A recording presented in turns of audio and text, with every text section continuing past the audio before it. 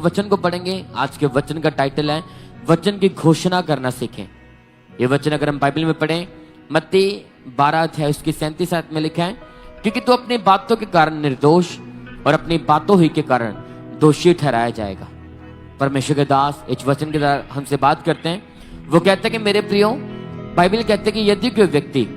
परमेश्वर के वचनों पर विश्वास के साथ घोषणा करता है कि प्रभु यीशु मेरा उद्धार करता है, वह मेरा चंगा करने वाला परमेश्वर है, वह मेरी रक्षा करता है, तो वह व्यक्ति इस तरह की घोषणा करने से धर्मी ठहरता है और अपने जीवन में उस घोषणा को पूरा होते हुए देखता है। लेकिन यदि कोई व्यक्ति ये कहता है कि मेरा जीवन किसी काम का नहीं, मैं कभी सफल नहीं होऊंगा,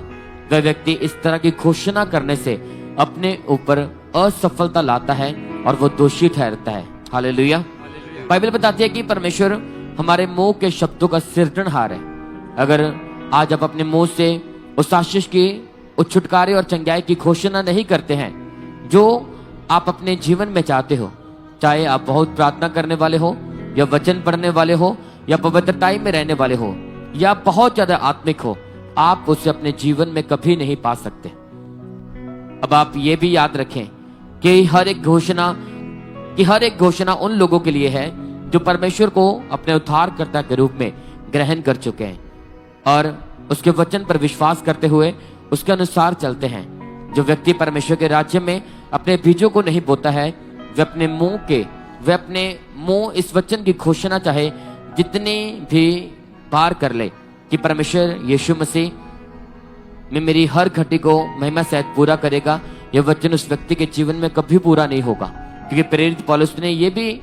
वचन उस कलीसिया को लिखा था जो बोने में सबसे पहले थे, जिनके बोने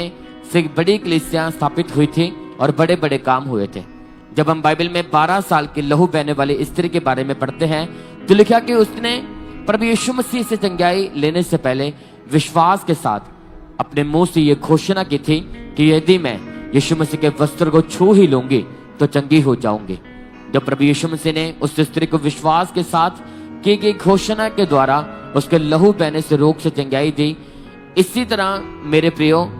अगर आज आप भी सालों से बीमार हो, गरीब हो, नशे में हो, दुष्ट आत्मा के अटैक के नीचे हो या अपने जीवन में किसी भी तरह का संघर्ष कर रहे हो, तो जब आप अपने मुंह से विश्वास के साथ वचनों की घोषणा करोगे तो परमेश्वर आपके मुंह के शब्दों को आपके जीवन में पूरा करेगा। पूरी चर्च बोले आमीन, आमीन, आमीन, आमीन।